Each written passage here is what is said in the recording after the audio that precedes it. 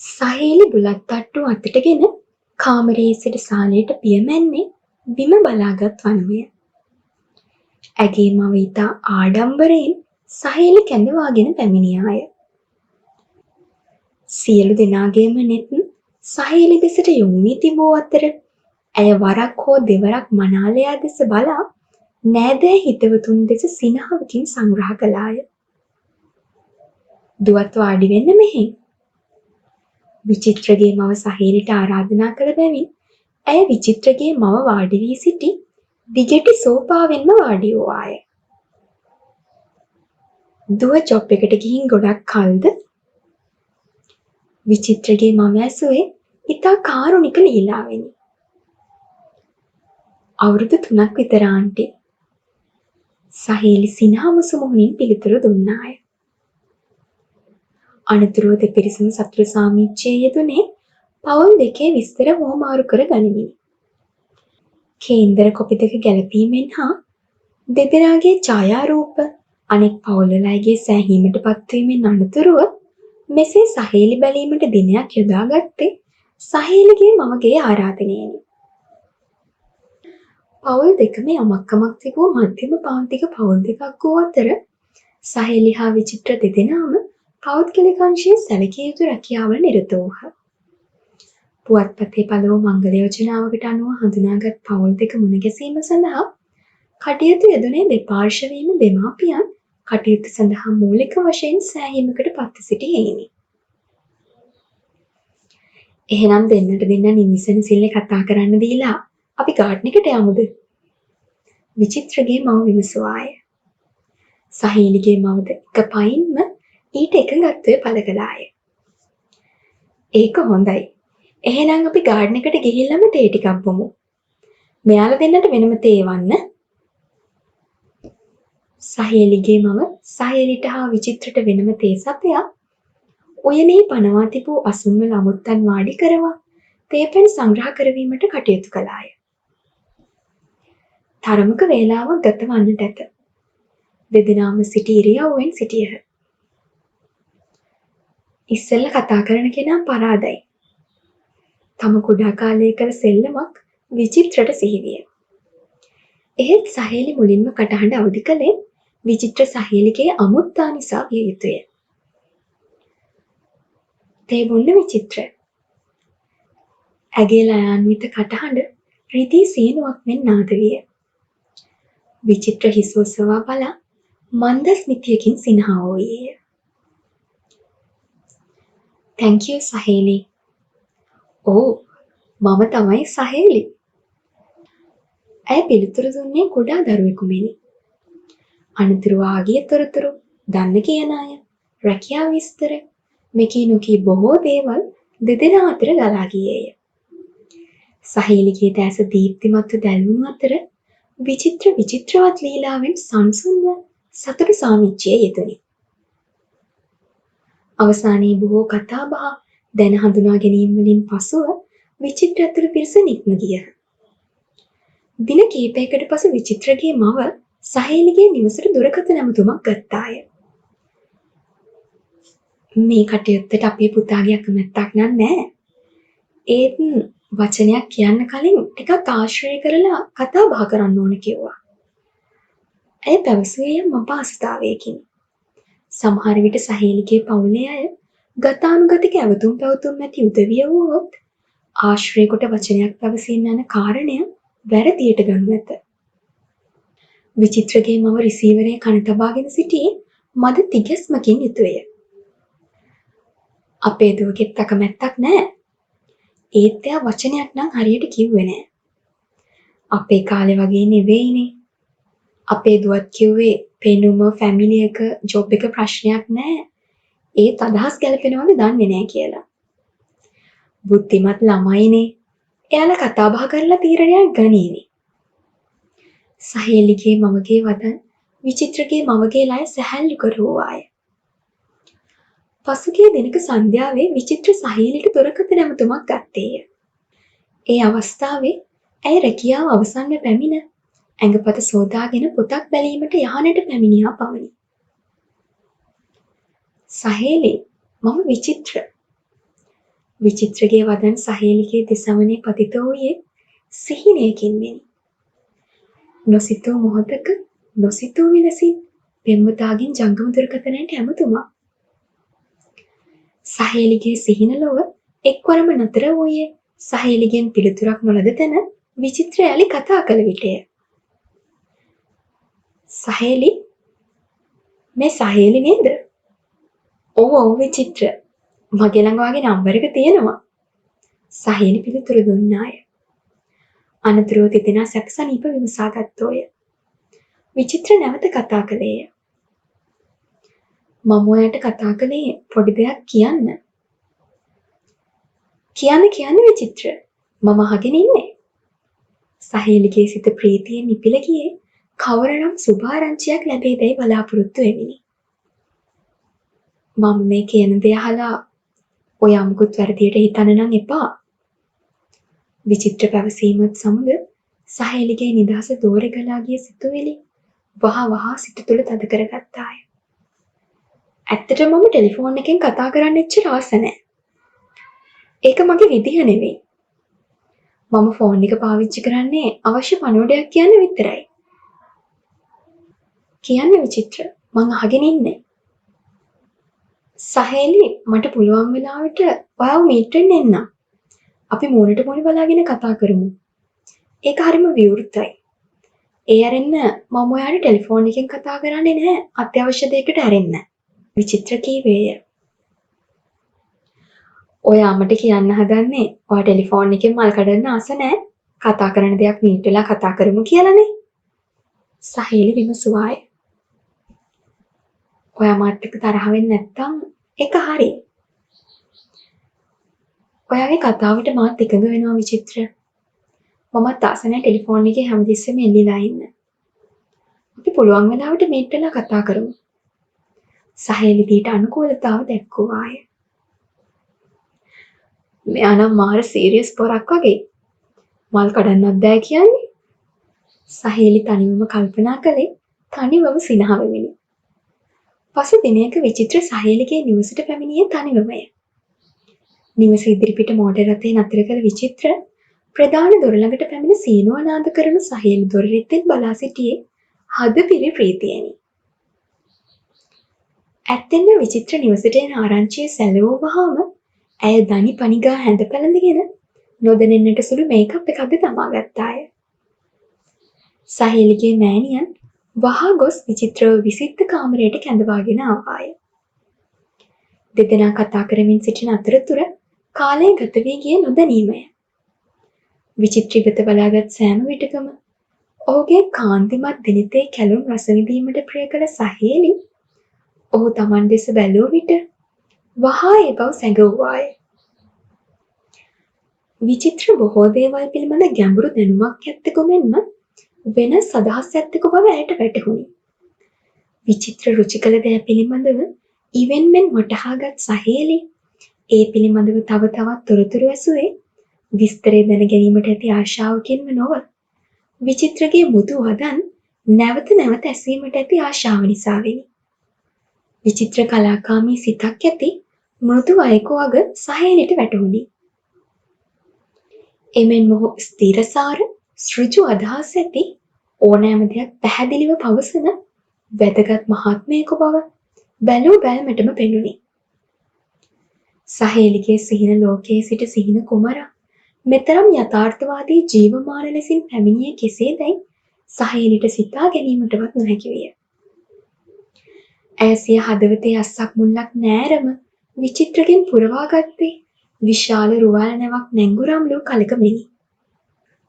එහෙත් තවමත් දෙදෙනා අතර විවාහය අන්‍යෝන්‍ය වශයෙන් තීන්දුව වී නොමැති බව කල්පනා වූ විට ඇගේ හදවත නැවත මදක් සලිත වුවද මේ වනතෙක් Tamanගේ කිසිම දෙයකට විචිත්‍රගේ අප්‍රසාදයක් නොපෙන්වීම ඇගේ සිතට යම් සැනසීමක් ගෙන දීමට සමත් විය.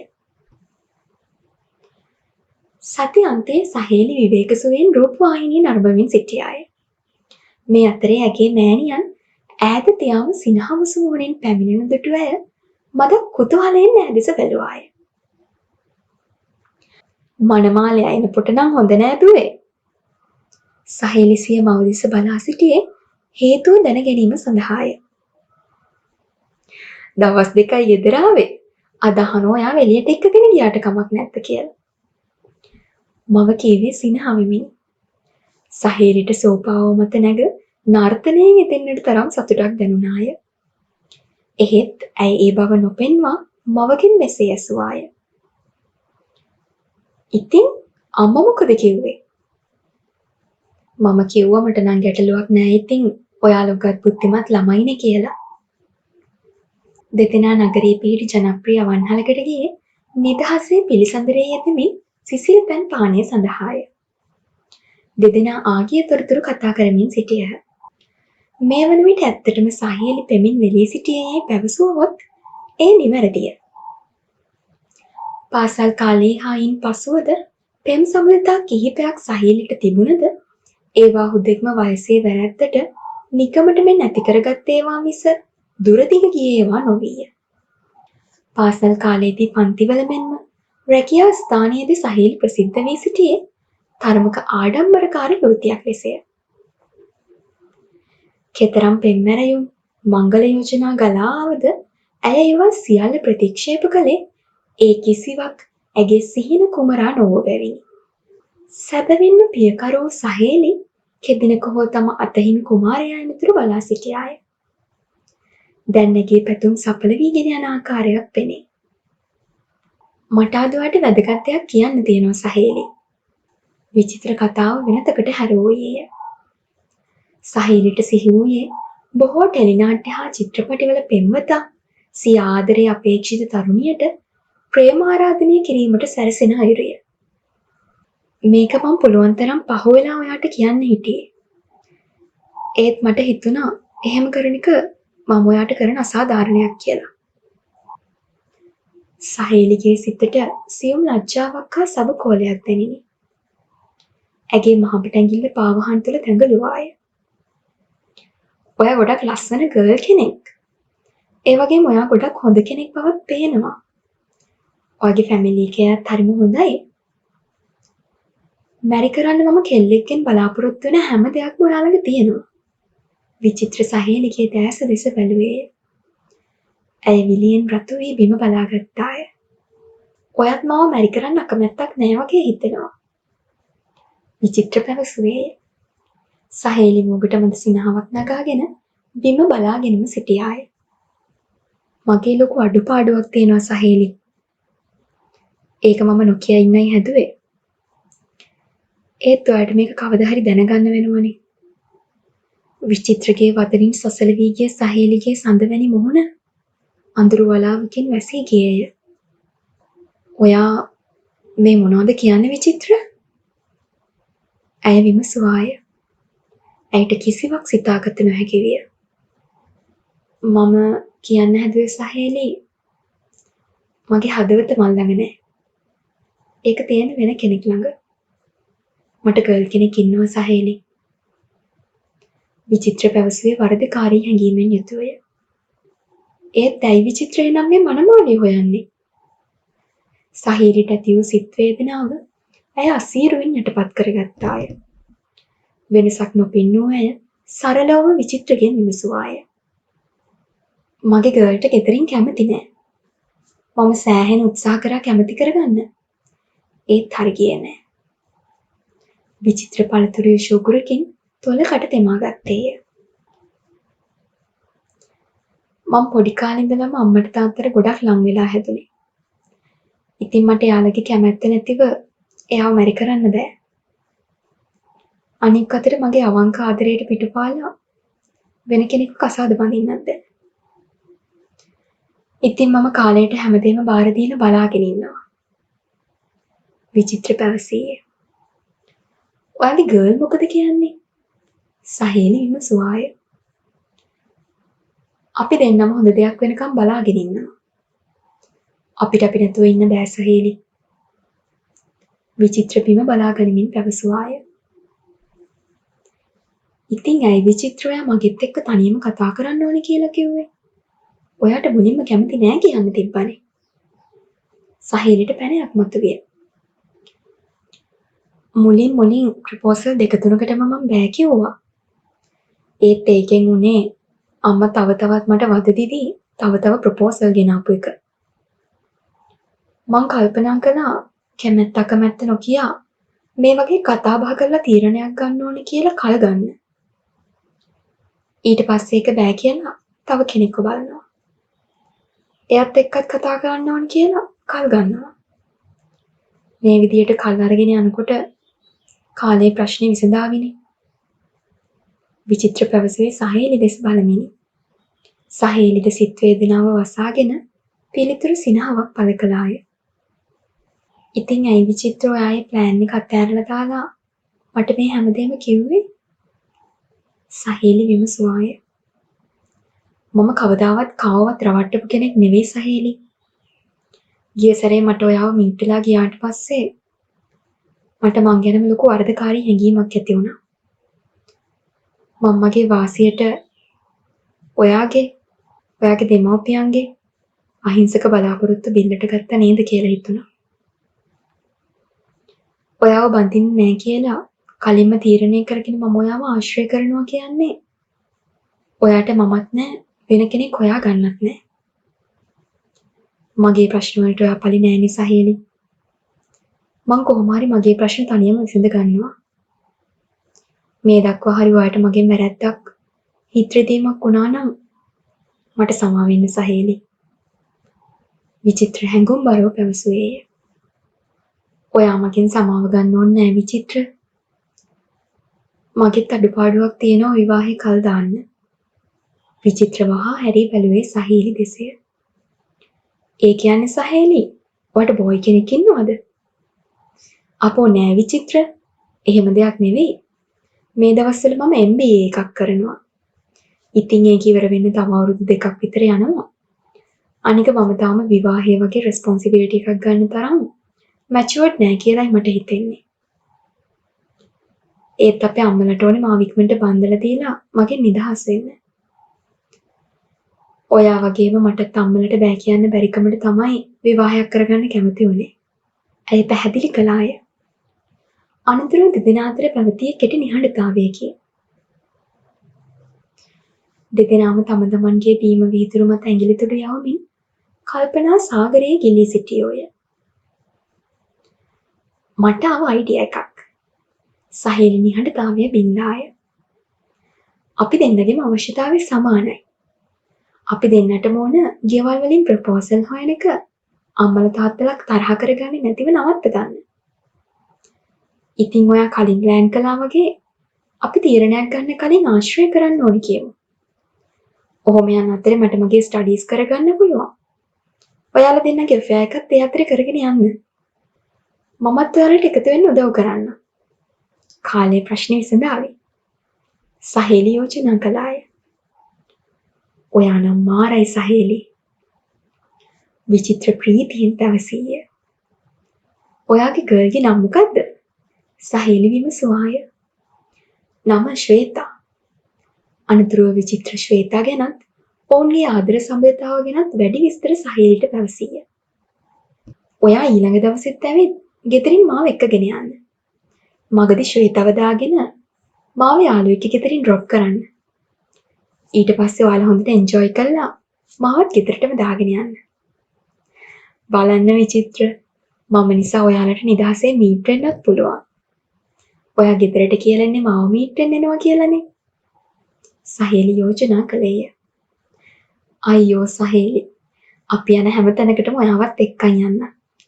ඔයාව එක්කන් යන්න බැරි තැන් වලට අපි කොහොමත් යන්නේ. විචිත්‍ර පැවසුවේ සිනහ වෙමිනි. අනතුරුව ගත වූ කාලය ඉතා සුන්දර විය. විචිත්‍ර නිවසින් ආවේ සහේලි මුණ ගැසෙන බව දෙමාපියන්ට දන්වමිනි. සහේලියගේ ගෙදරින් නංවා ගන්නා ඔහු අතරමඟදී ශ්වේතා නංවා ගනී. අනතුරුව ඔවුන් නිදහසේ සැරිසරුවේ කලන මිතුරන් විලසය. උද්‍යාන, අවන්හල්, සාප්පු සවාරි, සංදර්ශන, වේදිකා නාට්‍ය, චිත්‍රපටි මේ කිසිවක් ඔවුන් මගහරවා ගත්තේ නැත. විචිත්‍ර ඔහුගේ හද පතුලින්ම සහේලිට ස්තුතිවන්ත වූයේය. ඔහුට ශ්වේතා සමග නිදහසේ ගත කිරීමට හැකි වූයේ සහේලිගේ මැදිහත් වීම නිසාය. එමෙන්ම සහේලිටද හොඳ යහළුවෙක්ගේ හා යෙහෙළියෙක්ගේ ඇසුර ලැබිණි. සහේලි හා ශ්වේතා හොඳම මිතුරියන් වූයේ හමු පළමු දිනේදීමය. ඔවුන් දෙදෙනාට ඔවුන් දෙදෙනා නැතිව බැරි විය. විචිත්‍රගේ හා සහේලිගේ මව්පියන්ට දෙදෙනාගේ ගමන් බිමන් ගැටලුවක් නොවූයේ දෙදෙනාම සිය දෙමව්පියන්ගේ විශ්වාසය දිනා සිටි බැවිනි. එහෙත් විවාහය තීන්දුව කර නොගැනීම ඔවුන්ට යම් හිස්රදයක් වූවා නිසැකය. දැන් මාස 6ක් තිස්සේ ආශ්‍රය කරනවනි. තාම තීරණයක් ගන්න බැරි වුණාද දෙන්නට දෙන්න ගැලපෙනවද කියලා? දිනක් විචිත්‍ර සහේලිව කැඳවාගෙන යාමට පැමිණි දිනක සහේලිගේ මව විහිළුවෙන් මෙන් විමසුවාය. එහෙත් ඒ වචන අභ්‍යන්තරයේ තිබුණේ ඕනෑම මවකගේ කර්මත පැටවී ඇති ගැඹුරු වගකීමකි. ගැලපෙනවා කියලා තීරණය කරලා ඉවරයි ආන්ටි. අපි තාම පොඩි ළමයිනේ. තව කාලයක් ආශ්‍රය කරලම කසාද බඳින එක තීරණය කරන්න ඉන්නේ. විචිත්‍රද ඇඟට පතට නොදෙනී පැවසුවේය. සාධාරණව බැලූ කල දෙදෙනා නියම පෙම්වතුන් බැවින් විවාහ වන දවස ඔවුන්ටම තීරණය කර ගැනීමට ඉඩ දීමට දෙමාපියන් තීරණය කළා විය හැකිය. මේ අතර දිනක් සහීල්ට ශ්වේතාගෙන් දුරකථන ඇමතුමක් ලැබිණි. ආගිය තොරතුරු කතා කිරීමෙන් පසුව ශ්වේතා ඇයට රහසක් කීවාය. මට මේක විචිත්‍රට කියන්න බයයි අප්පයා අප්සෙට් එකයි කියලා. මගේ ඔෆිස් එක කිට්ටු ඔෆිස් එක වැඩ කරන බෝයි කෙනෙක් ටික දවසක ඉඳන් මගේ පස්සෙන් එනවා. මට දැන් යාව මහා කරදරයක් වෙලා තියෙන්නේ. කොච්චර කිව්වත් අහන්නේ නැමට බෝයි කෙනෙක් ඉන්නවා කියලා. ඉතින් බා එයාව මට සෙට් කරලා දෙන්නකෝ. මම මේ කොල්ලෙක් නැතුව වේලි ඉන්නේ. සහේලි සිනා මුසුව පැවසුවාය. පුළුවන් නම් කරලා දෙනවා. එයාත් හොඳ හැන්ඩියා. එයායි කම්පැනි එකේ මැනේජර් කෙනෙක්ලු. ශ්වේතා කීවාය. ආව් කෙල්ල විස්තර හොයලා වගේ. මොකද අපේ අහිංසක විචිත්‍රට වඩා එයාට හිත ගියාද? සහේලි ඇසුවාය. ඵලයන් බයි යන්න. අපේ ඔෆිස් එකේ මගේ යාළුවෙක් ඉන්නවා. එයා නම් මගේ පස්සෙන් යන කොල්ලට නයි. එයා තමයි මට විස්තර කිව්වේ. එයා කියනවා එයාට ඒ කොල්ලව සෙට් කරලා දෙන්නලු. ශ්වේතා පැවසුවාය. මම මේ නිකමට අහන්නේ. සහේලි මදක් තැන්පත් සොරෙන් පැවසුවාය. ඔයයි විචිත්‍රයි හැමදාම මේ වගේ ගෙදරින් කට්ටි පැනපැනින්නද කල්පනාව? මොකද්ද මේකේ අවසානේ? සහේලි ඇසුවාය. මගේ ළඟ ඒකට උත්තරයක් නෑ සහේලි. ශ්වේතා පැවසුවේ මන්ද සොරේනි. මගේ යාළුවා කියනවා විචිත්‍ර එක්ක නොකරන කසාද ගැන හීනමවන්නේ නැතුව අර පස්සෙන් එන කොල්ලෙක් යාළු වෙලා එයාව බඳින්නලු. විචිත්‍රගේ අම්මයි තාත්තයි කවදාවත් මට කැමති වෙන්නේ නැහැ. ශ්වේතා පැවසුවේ ෂෝකී සොරේනි. ඔයාට මොකද හිතෙන්නේ ශ්වේතා? සහීල්ට දැන ගැනීමට අවශ්‍ය විය. මට විචිත්‍රගෙන් තොර ජීවිතයක් හිතන්නවත් බෑ. සහීල්ට ශ්වේතා හැඟුම්බරව පැවසුවාය. අනතුරුව උදා වූ සතියන්තයක පොහොය දිනයක් යෙදී තිබූ බැවින් තිදෙනා කතා කරගත්තේ පන්සල් යාමටය. විචිත්‍ර සහේලිව මෝටර රථයට නංවාගෙන අනතුරුව ශ්වේතා නංවා ගත්තේය. යෙහෙලියන් දෙදෙනා පිටුපසස් වනට වී ඕපාදූප පැවසීමට පටන් ගත්ත. මාර වැඩේනේ සහේලි උනේ. ශ්වේතා අතේ පයේ හිරි අරගෙන සූදානම් වූයේ හොඳ ඕපාදූපයක් පැවසීමටය. අර මම එදා ඔයාට කියපු කොල්ලා මගේ යාළුවත් එක්ක යාළු වුණානේ. දෙයනේ කියලා මට දැන් පාඩුවේ ඉන්න පුළුවන්. ඒත් සහේලිට ඒ තරම් ප්‍රීතිජනක මාතෘකාවක් වූයේ නැත. ඇය නොසලකිලිමත් ලෙස ඉවත බලාගත්තාය. නපුරි. උඹට ඉරිසියා වෙන කෙල්ලෙක් එක්ක යාළු වෙන එකට. ශ්වේතා සහේලිට සෙමින් පහරක් ඇසුවාය. අපෝ වැඩේමයි. මම දැකලවත් නැති කොල්ලෙක් ගැන හීනමවන්. සහේලිද පෙරලා ශ්වේතාට හිමීට පාරක් ඇසුවාය. ඇය කොණ්ඩේ බඳිමින් සිටි බැවින් ශ්වේතා අතින් වූල් බෑන්ඩ් එක විසිවී මෝටර රථය තුලට වැටුනේ ඇගේ දෙපා අසලටය. ශ්වේතා වහා නැවී ඒ සොයන්නට වූවාය. එහෙත් ඇය සොයාගත්තේ වූල් බෑන්ඩ් එකක් නම් නොවේ. විචිත්‍ර නවත්තන්න කාර් එක. ශ්වේතා මර හඬ දුන්නාය. කිසිවක් සිතාගත නොහැකි වූ විචිත්‍ර වහා මෝටර රථය අයිනකට කර නැවැත්වීය. විචිත්‍ර මේක කොහොමද මෙතනට ආවේ? ශ්වේතාගේ මුහුණ බැලීමට පවා අපහසු තරමට වියරු වැටී තිබුණි. ඇගේ අතේ තිබූ තේ තුට විචිත්‍රට උන් හිටි තැන් අමතක විය. ඔහු කතා කළේ ගොත ගසමිනි. මේ මොකද්ද? මේ මොකද්ද? මන් දන්නේ. ඔහු ගොත ගැසුවේය. මං අහන්නේ මේ කෙල්ලගේ අට ඇඳුමක් කොහොමද වගේ කාර් එක ඇතුලේ තියෙන්නේ කියලා. ඔයාලා ගෙදර මේ වගේ එකක් අඳින්න කෙනෙක් නැහනේ. ශ්වේතා වේගයෙන් හුස්ම ගත්තාය. ඇගේ දෙනෙතින් ගිනි පිට වේ. මම මුකුත් දන්නේ නැහැ ශ්වේතා. අනේ ප්ලීස්. විචිත්‍ර බැගේපත් වූවේය. මුකුත් නොදන්න තොත්ත බබා. මට හිතා ගන්න පුළුවන්. ඔව් මන් දන්නවා හදිස්සියේ මේ යාළුවොත් එක්ක වෙඩින් එකට යනවා කියලා ගියා. ගියාට පස්සේ ෆෝන් එකත් වැඩ කළේ නැහැ. ශ්වේතා පිස්සියක මෙන් කියවයි. දැන් වා ඉස්සර වගේ නෙවෙයි. මං කෝල් එකක් ගත්තොත් ඔයා බිසි. කොයි වෙලාවෙ බැලුවත් ෆෝන් එකේ බැටරි බැහැලා. මට තේරෙනවා ලොකු වෙනසක් වෙලා. ශ්වේතාගේ වදන් කෙලවරක් නැතිව ගලාගෙන ගියාය. විචිත්‍ර විවිධ දේ කියමින් නැයව සැනසීමට උත්සාහ කළද ඒ සියල්ල අසාර්ථක විය. මේ සියල්ල මැද සහේලි අසරණ වී බලා සිටියාය. අතේ තිබුණු කාන්තා යට ඇඳුමින් විචිත්‍රට දමා ගැසූ ශ්වේතා මෝටර රථයෙන් බැස බස් රථයකට ගොඩ වූවාය. විචිත්‍ර වහා ගොස් ඇයව නැවැත්වීමට උත්සාහ කළද ඔහු ප්‍රමාද වැඩි විය. මෝටර රථයේ රියදුරු අසුනේ වාඩි වූ ඔහු සුක්කානන් මත හිස තබාගෙන කුඩා දරුවෙකු මෙන් හඬන්නට පටන් ගත්තේය. සහේලිට මේ බලා සිටීමට නොහැකි වූ තැන ඇය පිටුපස අසුනින් නැගිට ගොස් ඉදිරිපස අනෙක් අසුනේ වාඩි වූවාය. අඬන්න එපා විචිත්‍ර. මට බලන් ඉන්න බෑ ඔයා අඬනවා. මං දන්නවා ඔයා වැරදි නෑ කියලා. ශ්වේතට අපි මේක තේරුම් කරලා දෙමු. සහේලි පැවසුවේ ඇගේ අත විචිත්‍රගේ කරවටා යවමින් ඔහුට ලං වෙමිනි. මං ඒ වගේ කෙනෙක් නෙවෙයි සහේලි. ඇත්තටම මං දන්නේ ඒක කොහොමද මගේ කාර් එක ඇතුළට ආවේ කියලා. මට මේ මොකද්ද උනේ සහේලි? විචිත්‍රගේ හැඬුම තවත් වැඩි විය. සහේලි ඔහු තුරුල් කරගෙන හිස අත ගන්නට වූවාය. ශ්වේත ඔයාගෙන හොඳටම දන්නවනේ විචිත්‍ර. එයාට කලබලයට කේන්ති ගියාට පස්සේ ඔයාව විශ්වාස කරයි. ඔයා අඬන්න එපා. එතකොට මටත් ඇඬෙනවා. සහේලි නිතකින් ගලා කඳුළු පිසදමින් විචිත්‍රට පැවසුවාය. සහේලි නිතකින් ගලා කඳුළු පිසදමමින් විචිත්‍රට පැවසුවාය. විචිත්‍රගේ සෝද තෙල් තැවරූ හිස කෙස්වල සුවඳ ඇගේ හදවත කලබවා දැමුවාය. අනතුරුව උදා වූ සතිය සහේලිට කාර්යබහුල වූයේ ආයතනයේ වැඩ නිසා නම් නොවේ.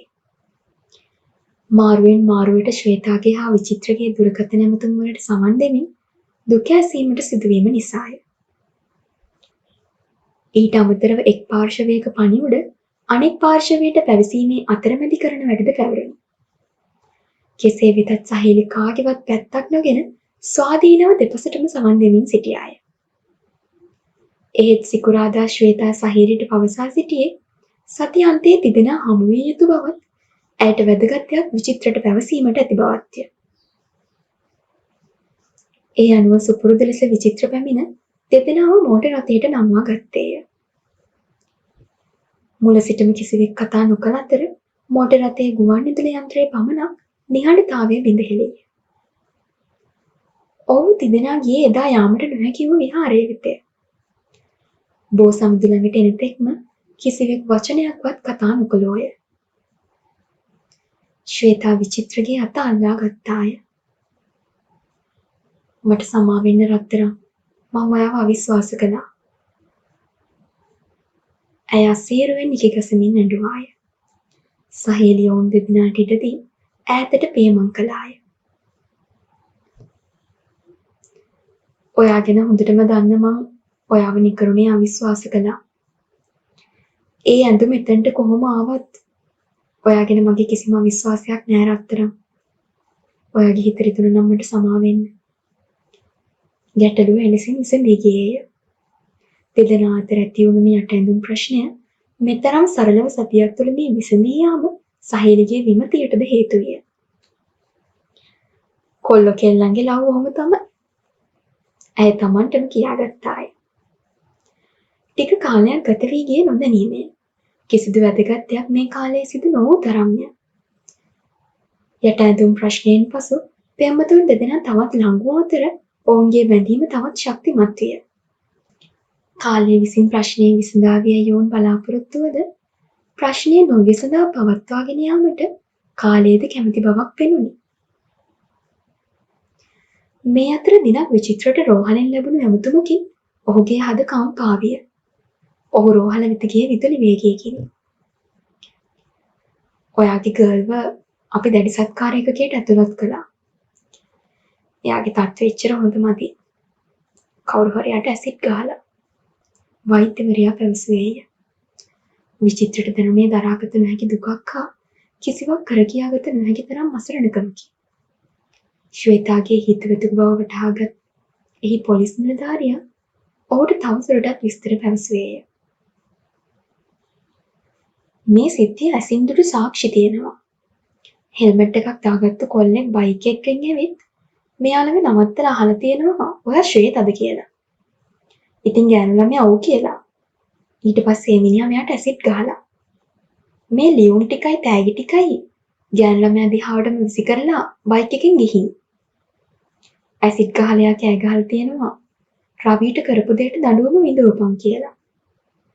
මේ ලියුම් ලියලා තියෙන්නේ ශ්වේතා කියලා කෙනෙක් රවි කියලා කෙනෙකුට. පොලිස් නිලධාරියා විචිත්‍රට අදාළ තෑගි හා ලියුම් මිටි පෙන්වීය. ඒවා පෙරලා බැලුව විට ඔහුට සිදුව ඇති විපත්තිය පැහැදිලි විය. එම ලියුම් ලියා තිබුණේ ඔහුගේ ශ්වේතා විසින් නොවේ.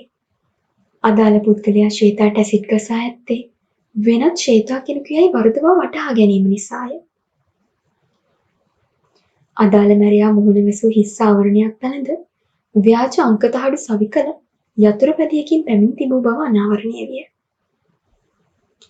කෙසේ වුවද මැරයාගේ වැරදීමෙන් අන්තිමට වන්දි ගෙවීමට සිදු වූයේ විචිත්‍රගේ ආදරණීය පෙම්වතිය ශ්වේතාටය.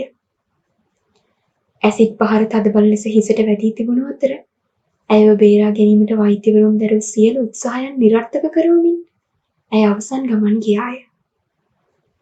සහේලිටද සිය මිතුරේට සිදුව මෙම අකල් ව්‍යසනය දරා ගැනීමට ඉතා අපහසු විය. අවමංගල්‍යයෙන් පසු සියලු දෙනාම නික්ම ගියද විචිත්‍ර ශ්වේතාගේ සොහොන අසලින් නික්ම නොගියේය. සහේලිද ඔහු අසලින්ම රැඳී සිටිමින් ඔහුව සැනසීමට උත්සාහ දරුවාය. එහෙත් අවසානයේ සහේලි විසින් විචිත්‍රගේ දෙමව්පියන්ට දන්වන ලදුව ඔවුන් පැමිණ බලෙන්ෙන් විචිත්‍ර වෙතනින් ඉවත් කරගත්තේ විශාල ආයාසයකින්. ශ්වේතාගේ හා විචිත්‍රයේ සම්බන්ධය මෙන්ම ඇගේ මරණයද විචිත්‍රගේ පවුලේ අයට රහසක් නොවුනද ඒ සහේලිගේ පවුලේ අය දැන නොසිටියහ. එබැවින් ඔහුට සහේලිගේ නිවසට පැමිණීමටත් වෙනසක් නොපෙන්වා සිටීමටත් සිදු වූයේ සහේලි පවුලේ අය ඉදිරිපිට අපහසුතාවයට පත්වීම වළක්වාලීමටය. එහෙත් මේ වන විට දෙදෙනා හමු වී වසරකටත් වඩා කාලයක් ගත වී තිබූ බැවින් සහේලිගේ දෙමාපියන් වඩාත් උත්සුක වූයේ කෙසේ හෝ දෙදෙනාගේ මංගල්‍ය තීන්දු කොට සුදුසු දිනයක් දා ගැනීමටය. මේ ගැන සහේලිගේ දෙමව්පියන් විමසන වාරයක් පාසා හිසට කුළු ගෙඩියකින් තඩි බාන්නක් මෙන් හැඟීමක් විචිත්‍රගේ මනසට දැනුනි. ශ්වේතාගේ මරණය නිසා සිත් ඇවුලෙන් සිටින බැවින් විචිත්‍රගේ මව්පියන් ඔහුට දැඩි බලපෑමක් නොකළද සහේලිගේ මව්පියන්ගේ වදන් වලට නිහඬව සිටීමට ඔවුන්ට නොහැකි වූ බැවින් සහේලිගේ හා විචිත්‍රගේ විවාහය ඉක්මනින් සිදුවිය යුතු බව දෙපාර්ශ්වයම කතිකා කරමින් සිටියහ. විචිත්‍රට මේ දැනුනේ කන් දෙකේ රැහැයියන් හඬනවා වැනි ආකාරයටය. ඔහුට මොනම පැත්තකින්වත් නිදහසක් ලැබුණේ නැත. විවාහය පිළිබඳ ගැටලුවකදී පවා ඔහුගේ සහනයට සිටියේ සහේලි පමණි. ඔයාට තේරෙනවනේ කසාද බඳින වයස ගෑනු දරුවෙක් ඉන්න දෙමාපියන් විදියට අපේ අම්මලා තාත්තලා අපේ කසාද ගැන වද වෙන එක සාමාන්‍ය දෙයක්. ඒත් මම දන්නවා ඔයාට හිත හදාගන්න අමාරුයි කියලා. ඉතින් ඔයා එහෙනම් අපේ අම්මලට කියන්නේ මේ කසාදෙට අකමැතියි කියලා. මම එදත් ඔයාගේ යාළුවා. හෙටත් ඔයාගේ යාළුවා. කසාද බැඳීමක් ගැන කතාවක් අපි අතරේ තිබුණේ නෑනේ. සහේලි පැහැදිලිව පැවසුවාය. අනේ මන්ද සහේලි. මට කසාද බඳින්නත් බෑ. අම්මලා තාත්තලාගේ මොනවල් බලාගෙන බෑ කියන්නත් බෑ. මට නම් තේරෙන්නේ නෑ. විචිත්‍ර පැවසුවේ කිසිවක් සිතාගත නොහැකිවය. මට කොහොමත් එකයි විචිත්‍ර. මට ඔයාගේ යාළුවෙක් විදියට ඉන්නත් පුළුවන්. නැත්නම් බිරිඳක් වෙලා ශ්වේත වෙනුවෙන් ඔයාව බලා ගන්නත් පුළුවන්. ඔයා කල්පනා කරලා තීරණයක් ගන්න. සහේලි පැවසුවාය. විචිත්‍රගෙන් සමුගෙන ගියේ කුමක් හෝ තීරණයක් ගත යුතුම බව සිතා ගනිමිනි.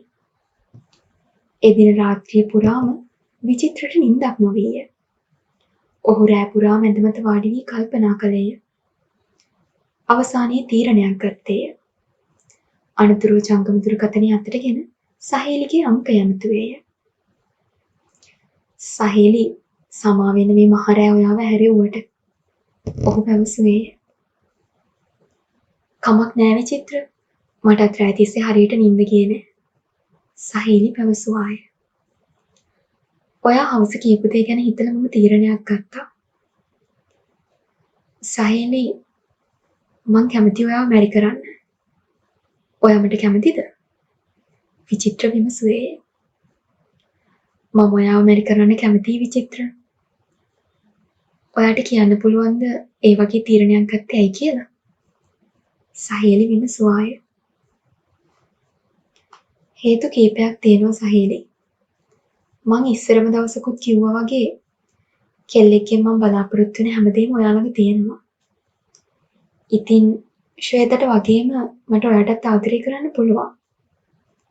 ඒ වගේම ඔයත් මට කැමතියි කියලා ඔයා කිව්වා. මම ඔයාව මැරි කරන එක ගැන ශ්වේත වෙන ලෝකෙකින් නම් හරි සතුටු වෙයි. මොකද ඔයා එයාගේ හොඳම යාළුවා හින්දා. ශ්වේත ඇරුණම මාව හොඳින්ම තේරුම් ගන්න පුළුවන් එකම කෙනා ඔයා කියලා මං හිතනවා. විචිත්‍ර දීර්ඝ විස්තරයක් කළේය. එදින රාත්‍රියේම දෙදෙනා කතා බහ කරමින් සිටියහ. ඔවුන්ට කතා බහ කිරීමට බොහෝ දේ තිබුණි. සහේලිගේ හා විචිත්‍රගේ විවාහය සිදු වූයේ ඉතා චාම්මයිරින්. ශ්වේතාගේ සෝචනීය සිදුවීම නිසා විවාහය මහා ඉහළින් ගැනීමට දෙදෙනාටම අවශ්‍ය වූයේ නැත. මදු සමය සඳහා පිටත් වූ යුවළ ශ්වේතාගේ සොහොන වෙතටද ගිය. විචිත්‍ර තනිවම මොනාදෝ මුමුණුම පෙනී. ජීවිතයේ දෙස ආපසු හැරී බැලුව විට අතීතය ගැන සතුටු විය යුතුද නැතහොත් දුක් විය යුතුදැයි සහේලියට නොතේරේ. ජීවිතයේ මතු අනේක විද බාධා මැද තමන්ගේ ජීවිතේ ජයගත් ආකාරය හා අද ගෙවන ජීවිතය ගැන සිතා සතුටු විය හැකි වුවද ඒ සාර්ථකත්වය වෙනුවෙන් කැප කළ දේවල් ගැන කල්පනා කිරීමේදී ඇත්තටම ඇත්තේ සතුටක්ද නැතහොත් දුකක්ද යන්න සිතාගත නොහැක. සහේලි විචිත්‍රවදුට පළමු දිනේදීම ඔහු හා ආලයෙන් වෙළුණාය. එහෙත් ඔහු අන්සතු බව දැනගත් විට ඇයට ඇතිවූ දුක කියා නිම කළ නොහැකි වුවද ඇය ඒ බව නොපෙන්වා සිටීමට තරම් කපටි වූවාය. ඇය අදිටන් කරගත්තේ කෙසේ හෝ විචිත්‍ර තමන් සතු කරගත යුතු බවටය. ඒ සඳහා කළ හැකි සෑම දෙයක්ම ඇය සිදු කළාය. ඇයටද විවාහය කල්දමා ගත යුතු බවට බොරු කියා විචිත්‍ර ආශ්‍රය කිරීමටත් ශ්වේතාව අඳුනා ගැනීමටත් ක්‍රියා කළ යුතු බව සහේලි කල්පනා කළාය. අනතුරුව සිය මිතුරෙකු ලවා ශ්වේතාගේ සිත වෙනතකට යොමු කිරීමට උත්සාහ කළද මිතුරා ශ්වේතාගේ යෙහෙළියක සමග මිත්‍ර වීමෙන් කාර්ය වැරදී ගියේය. අනතුරුව විචිත්‍රගේ මෝටර රථේ කාන්තව යට ඇඳුමක් දමා දෙදෙනා බිඳවීමටද උත්සාහ කළද ඒ සාර්ථක වූයේ නැත. අනතුරුව ඇය උත්සාහ කළේ වැරදීමකින් බව පෙන්වා ශ්වේතාට ඇසිඩ් ගසා ඇය විරූපී කරවා විචිත්‍රට ඇය එපා කරවීමටය. එහෙත් අනපේක්ෂිත ලෙස එයින් ශ්වේතා මිය ගියාය. සහේලි කෙසේ හෝ විචිත්‍ර හා විවාහ වීමට සමත් විය.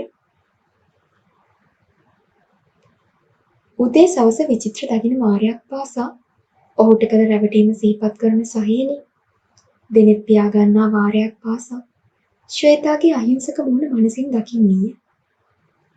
අමතක කිරීමට කෙතරම් උත්සාහ කළද දියපතුලෙන් මතුවන වාපු ගොලක් මෙන් ඒ පෞකාර මතකයේ සහේලිගේ දෑස් ඉදිරිපිට නිවි නිවි දැල්වෙයි.